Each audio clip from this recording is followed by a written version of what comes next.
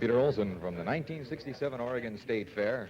And one of the visitors here at the fair is Captain Kirk of the USS Enterprise starship, otherwise known as William Shatner. Welcome to the 1967 Oregon State Fair. Boy, I really had a welcome, too, haven't I? Yes, and he, as a matter of fact, it's somewhat of an anachronism. The captain of the Starship Enterprise has been at the draft horse pulling contest.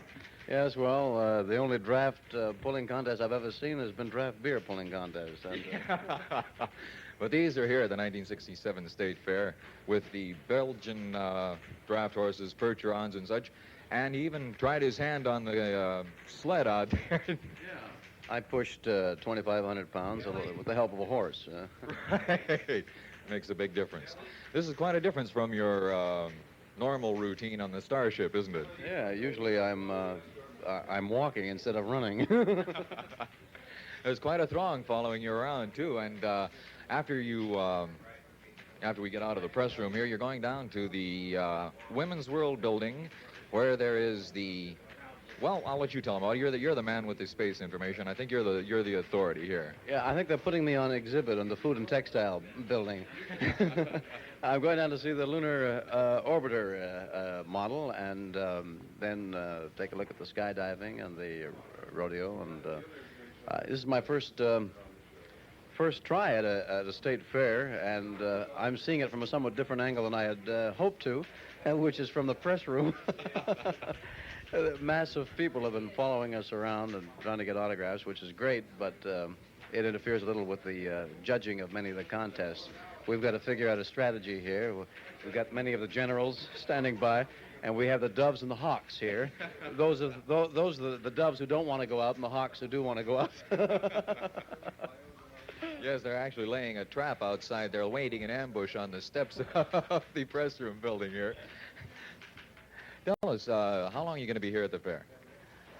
At this moment, I may leave, but I'd like to stay and see what the people will see, like I was an ordinary person. Right, that can sometimes be a bit of a problem. Being the captain of the major starship Enterprise, a battleship, I believe it is, something to this effect, and having the amount of fame and, shall we say, adoration of the populace, it's kind of hard to get away from it. But then again, that's what it's all for in a large respect, too.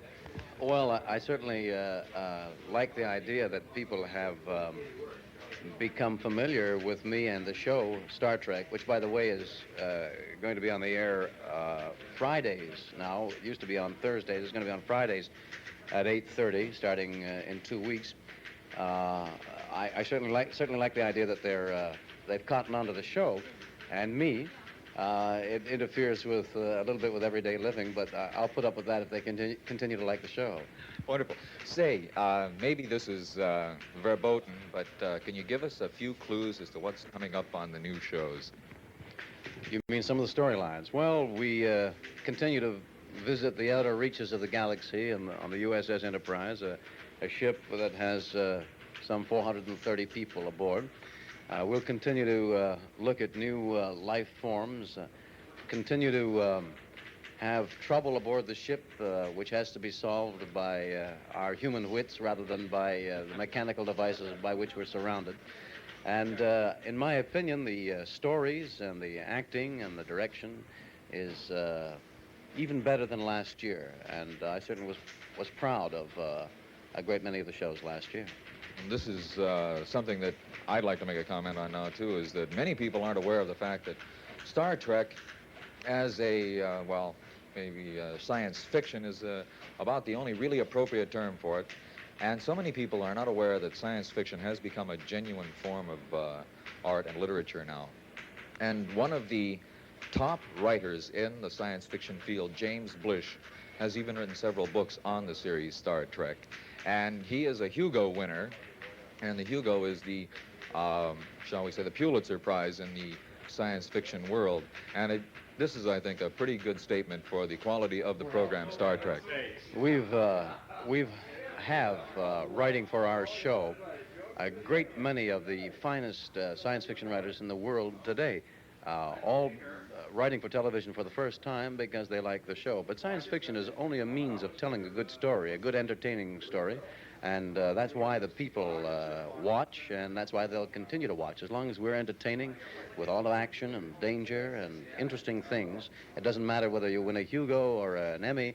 It's what you say every week, how you entertain every week. And I hope in that way we continue to do so. Oh, I'm quite certain you will. Thank you very much, Bill Shatner. Peter Olson for KAPT.